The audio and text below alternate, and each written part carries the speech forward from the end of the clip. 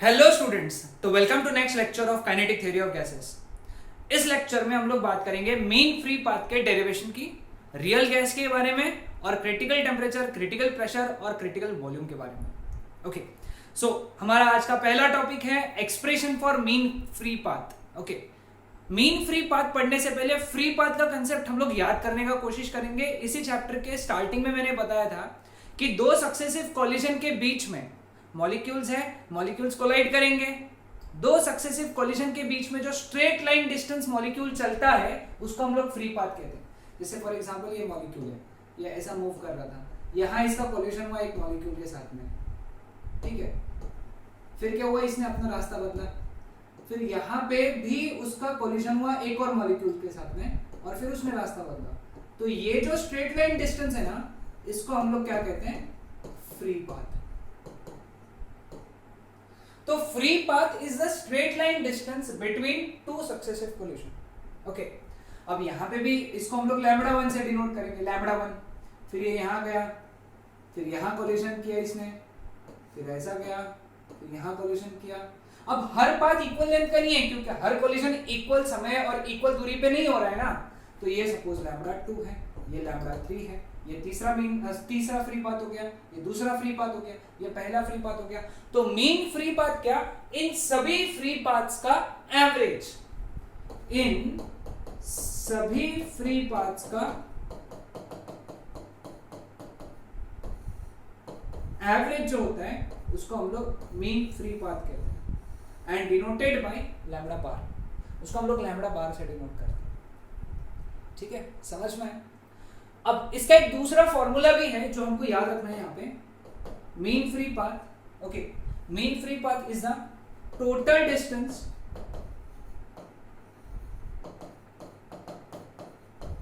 Travelled in time delta T, okay, upon number of collision, ये collisions है, collisions नहीं, collisions है, number of collisions, total number of collisions in time delta, total distance travelled in time delta, in delta T upon total number of divisions in time delta T. ये दूसरा formula है, यही formula हम लोग use करेंगे to find the expression for mean free path. Concept ध्यान में आया? ओके, अब मीन फ्री पाथ का डेरिवेशन निकालने से पहले हम लोग दो इंपॉर्टेंट एजम्पशन करेंगे। ओके, सभी molecules, okay, all molecules are at rest except the one under consideration, है ना। जो मॉलिक्यूल का मेन फ्री पाथ हम लोग निकाल रहे हैं, जिस मॉलिक्यूल के ऊपर स्टडी कर रहे हैं, उसको छोड़ के सभी मॉलिक्यूल्स रेस्ट पे है ऐसा हम लोग एज्यूम कर रहे हैं, ठीक है। और दूसरा, उसका जो डायामीटर है वो d है, उसका जो डायामीटर है वो d है। सभी मॉलिक्यूल्स का डायामीटर इनफैक्ट d है क्योंकि सभी मॉलिक्यूल वैसे भी आइडेंटिकल होते हैं, ठीक है। ये दो हमारे मेन एजम्पशन है while deriving expression for mean free path. Okay, अब कैसे करेंगे डेरिवेशन इसका, देखो। सपोज ये मॉलिक्यूल है, okay, जिसका डायमीटर d है, ये v बार स्पीड से चल रहा है। कितने स्पीड से? v बार, एवरेज स्पीड है या इसका आरएमएस स्पीड भी बोल सकते हैं हम लोग इसको। तो v बार स्पीड से चल रहा है, ठीक है। अब ये किन किन मॉलिक्यूल से कोलाइड करेगा हमको ये देखना है। तो हम लोग क्या करेंगे, एक जो है यहाँ पे ऐसा बाउंड्री है, ठीक है। अब ये बाउंड्री के अंदर आने वाले सभी मॉलिक्यूल्स के साथ में वो कोलाइड करेगा, नो डाउट, है ना। नो डाउट है कि भाई, कोई भी डाउट नहीं है कि भाई इस रास्ते में, इस डॉटेड लाइन के रास्ते में जितने भी मॉलिक्यूल आएंगे सबसे वो टकराएगा, ठीक है। इसके अलावा जो मॉलिक्यूल जस्ट ये लाइन को टच करेंगे, सेम मॉलिक्यूल्स रहेंगे, ये जितना साइज है उतना ये साइज रहेगा, इनका भी डायमीटर d रहेगा। ये मॉलिक्यूल जो जस्ट इस लाइन को टच करके है, ये मॉलिक्यूल जो इस लाइन को जस्ट टच करके है, उनसे भी ये मॉलिक्यूल टकराने वाला है। ओके, उनसे भी ये मॉलिक्यूल क्या करने वाला है, टकराने वाला है। ओके, तो वो कोलिशन करने वाला है। ओके, यानी इसका कोलिशन जो है, ये अगर मैं सेंटर लाइन पकड़ू, इसका सेंटर लाइन बोलूंगा मैं इसको, सेंटर लाइन से यहां तक इसकी रेंज है, ये वाले सेंटर लाइन से यहां तक इसकी रेंज है। यानी मैं बोल सकता हूं क्या कि ये एक सिलेंडर बना रहा है ऐसा। ओके, इसको दूसरे कलर से बनाता हूं सिलेंडर को। ये ऐसा एक सिलेंडर में कंसीडर करूंगा जिसके अंदर जितने भी मॉलिक्यूल्स आएंगे सबसे वो टकराएगा। ये वाला हमारा मॉलिक्यूल, ये हीरो है हमारा। ओके, ये जो हमारा हीरो मॉलिक्यूल है, ये इस सिलेंडर में आने वाले सभी मॉलिक्यूल्स के साथ में टकराएगा। ये पक्का हो गया, ठीक है। ओके, नाउ चलो स्टार्ट करते हैं, हम लोग डेरिवेशन से स्टार्ट करते हैं। Let us say we have small n number of molecules per unit volume.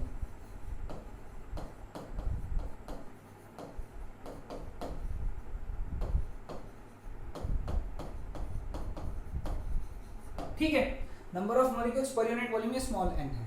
Okay, अब क्या होने वाला है, यहां पे देखो। अब लेट अस से डेल्टा टी टाइम में ये मॉलिक्यूल यहां से लेके यहां तक पहुंच गया है ना। डेल्टा टी टाइम में ये मॉलिक्यूल यहां से लेके यहां तक पहुंच गया डेल्टा टी टाइम में। तो डेल्टा टी टाइम में उसने डिस्टेंस कवर्ड कितना किया, डिस्टेंस कवर्ड, या फिर डिस्टेंस, या फिर मैं इस सिलेंडर का लेंथ बोल सकता हूं ना।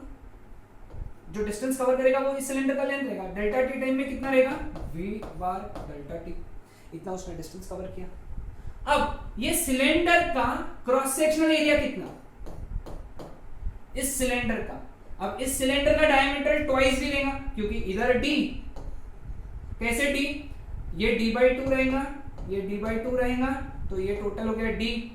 सेम वे में यहाँ पे ये d/2, ये d/2, तो टोटल रेडियस इसका, इस पिंक कलर के सिलेंडर का डायमीटर हो गया d/2।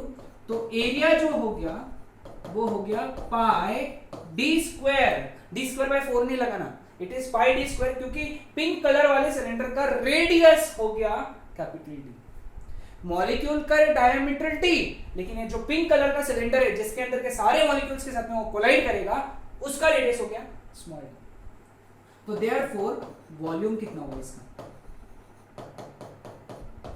Pi D square V bar delta.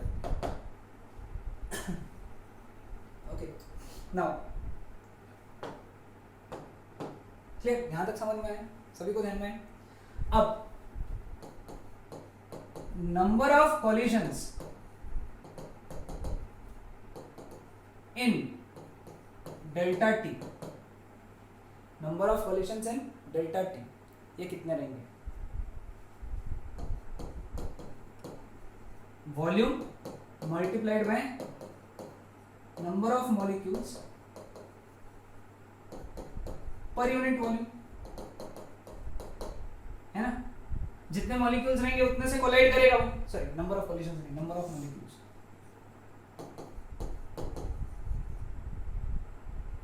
Number of molecules, है ना। वॉल्यूम, वॉल्यूम कितना है इसका, pi D square V bar delta T into number of molecules per unit volume small n, इतने नंबर ऑफ मॉलिक्यूल्स, और जितने number of molecules है उतने ही नंबर ऑफ कोलिजन्स होंगे।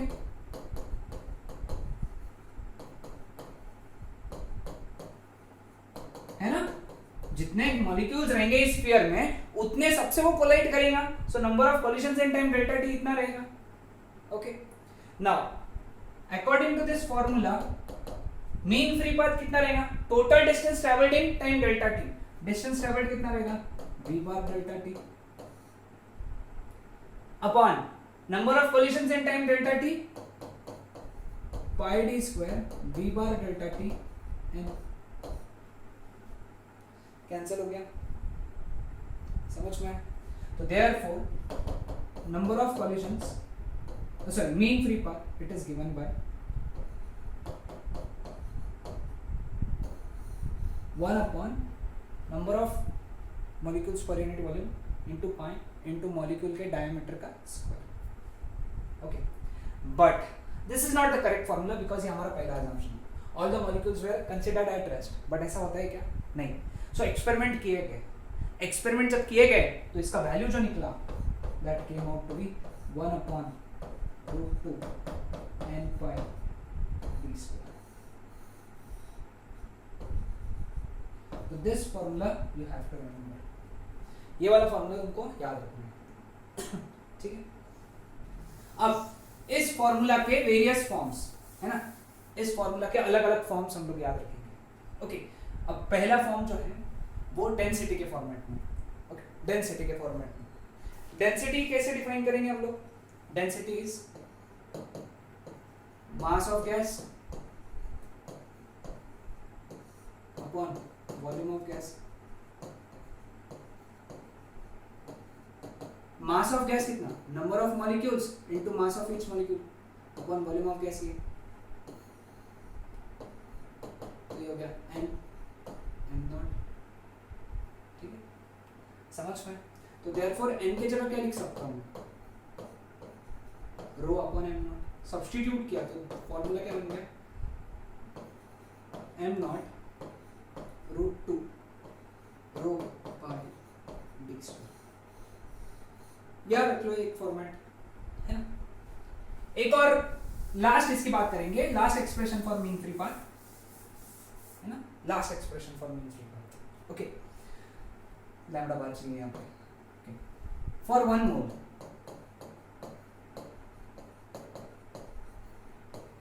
Of gas PV is equal to RP. Okay, तो PV is equal to NA into R upon NA into T. या फिर एक काम कर सकते हैं हम लोग, PV is equal to mu RT भी लिख सकते हैं. P is equal to mu का वैल्यू कितना है, या फिर PV is equal to mu is N upon NA into RT. R upon NA ये हो गया kV, V नीचे आ गया n by v is small n. ये आ गया एक्सप्रेशन. तो यहाँ से small n is equal to P upon KVT. Substitute कर देंगे यहाँ पे हम लोग इसके जगह. तो therefore mean free path is equal to क्या आएगा? KB into T upon √2 P pi d square. ये एक और फॉर्मूला. ये सभी एक्सप्रेशन याद रखना है, 1 2 3. Clear with this? ध्यान में है सबको? तो ये था हमारा पहला डेरिवेशन आज का, which was mean free path. ठीक है. अगला जो कॉन्सेप्ट है that is concept of real gas. अभी तक हम लोगों ने जितना स्टडी किया था ना वो पूरा का पूरा था आइडियल गैस के बारे में. आइडियल गैस, आइडियल गैस वो गैस होती है ओके जिसके मॉलिक्यूल्स के बीच में कोई भी इंटरमॉलिक्यूलर फोर्स नहीं होता. ओके, कोई भी मॉलिक्यूल के दो मॉलिक्यूल्स के बीच में जो आइडियल गैस है उनके जो दो मॉलिक्यूल्स रहेंगे इनके बीच में कोई भी इंटरमॉलिक्यूलर फोर्स नहीं होगा. रियल गैस में इसके अपोजिट होता है. रियल गैस में इनके बीच में थोड़ा सा तो इंटरमॉलिक्यूलर फोर्स रहेगा लेकिन थोड़ा सा तो रहेगा लेकिन रहेगा. Okay, clear? ये रियल गैस का और एक आइडियल गैस का बेसिक फर्क होता है कि उनके बीच में रियल गैस में इंटरमॉलिक्यूलर फोर्सेस थोड़े से रहते हैं, आइडियल गैस में कुछ भी नहीं होते. ओके, नाउ नेक्स्ट कंसेप्ट हम लोगों को यहां पे पढ़ना है कि आइडियल गैस का इक्वेशन जो होता है ना 1 मोल के लिए वो PV is equal to RT होता है. तो PV बाय RT ये 1 रहेगा आइडियल गैस के लिए. तो अगर हम लोगों ने PV bye RT versus P इसका ग्राफ बनाया, यहां पे हम लोगों ने PV बाय RT प्लॉट किया और यहां पे P प्लॉट किया, तो आइडियल गैस के लिए ये ऐसा लाइन आएगा. क्योंकि PV बाय RT 1 है, does not depend on pressure. PV bye RT pressure पर डिपेंड नहीं करेगा, तो it would be straight line parallel to pressure axis. Okay, ये किसके लिए था? आइडियल गैस के लिए. ठीक है, लेकिन रियल गैस के लिए जब PV बाय RT का वैल्यू P के वर्सेस में प्लॉट किया गया है ना, किसके लिए? रियल गैस के लिए. तो रियल गैस के लिए इट वाज फाउंड दैट उसके जो ग्राफ्स आए थे वो इस तरीके से आए. ये 1000 केल्विन पे आएगा, ठीक है, और फिर ये ऐसे ग्राफ्स आए थे अलग अलग टेम्परेचर पे. कि मैं टेम्परेचर का वैल्यू बता देता हूँ।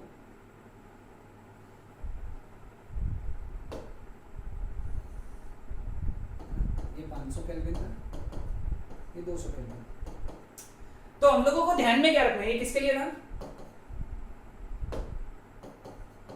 रियल गैस के लिए, ठीक है। तो हम लोगों को सबसे इंपॉर्टेंट बात ध्यान में रखना है कि ये रियल गैस 1000 केल्विन पे ये वाले पॉइंट की तरफ देखो, ध्यान दो, इतना डिस्टेंस, इतना दूर। It is approximately straight line parallel to p axis. Approximately. Again, that's what I said. बहुत बार स्ट्रेस कर लिया।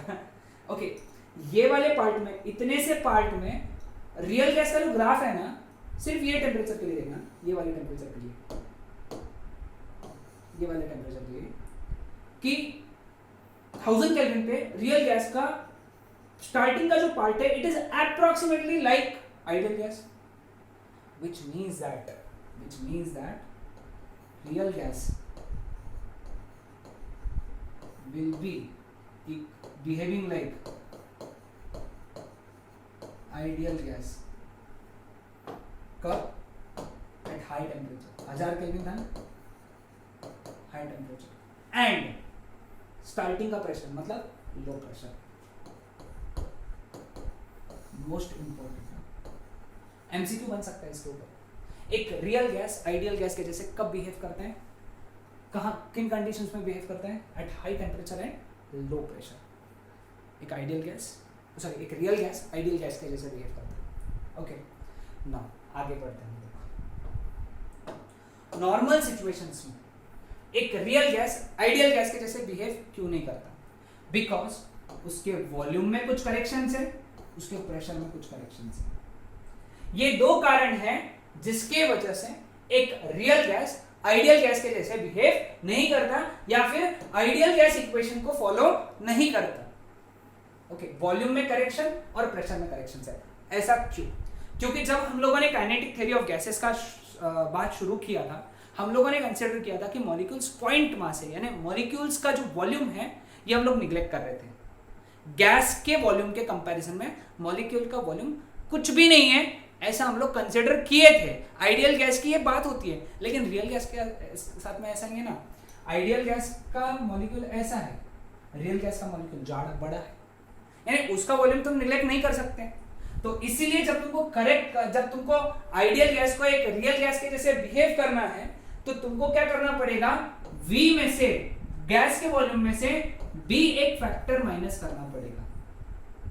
Where B is some constant, वो हर गैस के लिए अलग अलग होता है, हम लोग पढ़ेंगे आगे बाद में। हर गैस के लिए B अलग अलग होता है, ठीक है। तो ये बात ध्यान में रखना कि what is correction in volume of real gas? V minus B, where B is volume of gas and B is at constant, वो correction constant है, ठीक है। और प्रेशर के केस में क्या बात है? प्रेशर के कंसेप्ट में क्या है? एक्चुअली जब कॉलिजन हो रहा था, देखो ये मॉलिक्यूल गया और ये दीवार से जाके टकराने वाला है, ठीक है। तो ये मॉलिक्यूल ने पूरी ताकत इस दीवार पे लगानी चाहिए, बट ये मॉलिक्यूल के पीछे एक मॉलिक्यूल है जो उसको खींच रहा है, because there are intermolecular force of attraction. Intermolecular force of attraction होते हैं ना, तो वो जो मॉलिक्यूल जो टकराने वाला है दीवार से, वो उसको पीछे खींच रहा है। वो मॉलिक्यूल जो उसके पीछे वाला मॉलिक्यूल है ना, वो जो मॉलिक्यूल जो दीवार से टकराने वाला है उसको पीछे खींच रहा है। इसका मतलब क्या है कि वो पूरी ताकत से, पूरे प्रेशर से वॉल के साथ में कोलाइड नहीं कर सकता। पूरे प्रेशर के साथ में, यानी पूरी ताकत लगा के वो उस दीवार के साथ में कोलाइड नहीं करने वाला है। सो इसका मतलब क्या है? There has to be some correction in pressure also, और प्रेशर में वो करेक्शन ऐड करना पड़ेगा, क्योंकि उसने जो एक्सर्ट किया प्रेशर वो कम है। उसने जो प्रेशर किया था, रियल गैस ने जो उस दीवार पे प्रेशर एक्सर्ट किया था वो कम था। पी जो प्रेशर तुमने जो गिना था ना, पी, ये कम था। इसमें करेक्शन ऐड करना पड़ेगा, and that correction is A/V²। याद रखना, where A is some constant, ये भी करेक्शन कांस्टेंट है हर गैस के लिए। इसका वैल्यू साइंटिस्ट ने डिफाइन करके दिया है। We just have to remember that is some constant, और V is volume of gas. V is volume of gas. This is higher level physics, उसमें पढ़ना अपने को क्या रहेगा क्या नहीं। तो अभी हमारा वो स्कोप ऑफ स्टडी से बाहर है, ठीक है, क्लियर। सो फिर रियल गैस के लिए volume V minus V consider करना है, pressure P plus A/V² consider करना है। तो इसके लिए इक्वेशन जो बन गया वो बन गया P plus A by V square into V minus B is equal to mu RT. So this is the equation followed by real gas, और इसको हम लोग कहते हैं वैन डर वाल्स इक्वेशन और equation for real gas, van der Waals equation. ठीक है, तो तुमको ये इक्वेशन याद रखना, बस इक्वेशन याद रखना और कुछ नहीं। ये बताए, ये याद रखा तो बहुत अच्छी बात, नहीं तो इक्वेशन तो 100% याद रखना पड़ेगा। ओके, अब इसके अंदर सबसे इंपॉर्टेंट बात क्या याद रखना है? सबसे ज्यादा एमसीक्यूज तुमको किस टॉपिक पे मिलेंगे? तुमको ए का यूनिट और ए का डायमेंशन निकालने के लिए बोलेंगे। ये क्वेश्चन तुमको हम खास हर किताब में मिलने वाला है। ठीक है, कैसे निकालेंगे देखो, हमेशा याद रखो, प्रेशर में प्रेशर, सेम क्वांटिटी में सेम तरीके की क्वांटिटी ऐड हो सकती है। मास में मास ऐड हो सकता है, वॉल्यूम में वॉल्यूम ऐड हो सकता है ना। प्रेशर में प्रेशर ऐड हो सकता है। मतलब ये जो टर्म है पूरा, दिस रिप्रेजेंट्स प्रेशर वाला term. A by V square represents pressure वाला टर्म। तो मैं इसको यहां लिखता हूं, A by V square represents pressure वाला term. So what does A represents? Pressure into volume के स्क्वायर वाला terms. So SI unit would become pressure का newton per metre square into volume का वॉल्यूम स्क्वायर है metre to the power 6, यानी it becomes newton metre to the power 4। Dimension निकाल लोगे। Okay, dimension क्या आएंगे? m1 l1 t minus 2 into l to the power 4। तो dimension क्या बन गए? m1 l5 e to the power minus 2। ये बन गए डायमेंशंस ऑफ ए। बी की बात करें तो बी का बड़ा आसान, वॉल्यूम में से वॉल्यूम ही सब्ट्रैक्ट हो सकता है ना, वॉल्यूम में से वॉल्यूम ही सब्ट्रैक्ट होगा। मतलब बी रिप्रेजेंट्स एक वॉल्यूम वाली टर्म, वॉल्यूम वाली टर्म रिप्रेजेंट कर रहा है ना, क्योंकि वॉल्यूम में से वॉल्यूम ही सब्ट्रैक्ट होगा। तो बताओ फिर SI unit of b that is nothing but volume का ऐसा unit metre cube, and dimensions of B would be m0 l3 t0। समझ में? इतना सब लिख लो।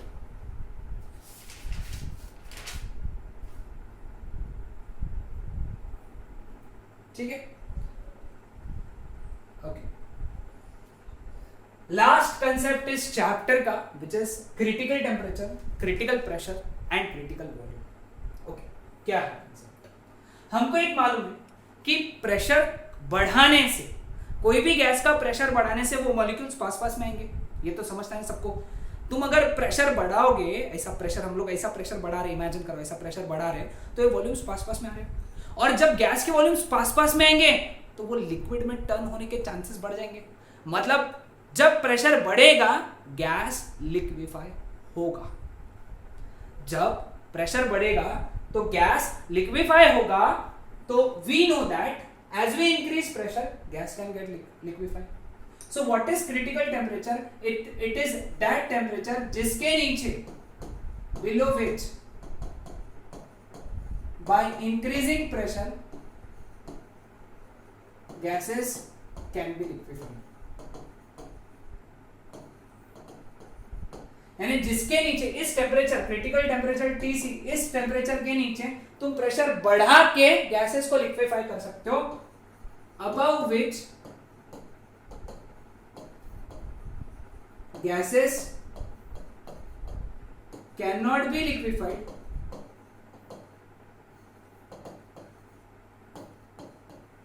How much, sorry, cannot be liquefied with any increase in pressure। तुम कितना भी प्रेशर बढ़ा दो गैस लिक्विफाई नहीं होगा क्रिटिकल टेम्परेचर के ऊपर। यानी गैस अगर क्रिटिकल टेम्परेचर, गैस का क्रिटिकल टेम्परेचर होता है, उस टेम्परेचर के ऊपर अगर गैस है, क्रिटिकल टेम्परेचर के ऊपर अगर गैस है, तो तुम कितना भी प्रेशर बढ़ा लो गैस लिक्विफाई नहीं होगा। ओके, और ये जो प्रेशर है जिस पे गैस लिक्विफाई होता है eight critical temperature, eight critical temperature the minimum pressure at which gas liquefies, that pressure is known as critical pressure. ठीक है, and volume of gas at critical temperature and critical pressure is known as critical volume. कितना आसान definition. Critical, मुझे personal critical volume बड़ा अच्छा लगा. Critical temperature और critical pressure पे जो वॉल्यूम है गैस का उसको हम लोग क्रिटिकल वॉल्यूम बोलते हैं. कंसेप्ट ध्यान में है. ओके, सिर्फ तुमको कंसेप्ट याद रखने हैं इसके कंसेप्ट्स कि भाई क्रिटिकल टेम्परेचर वो टेम्परेचर है जिसके नीचे तुम गैसेस को लिक्विफाई कर सकते हो प्रेशर बढ़ा के.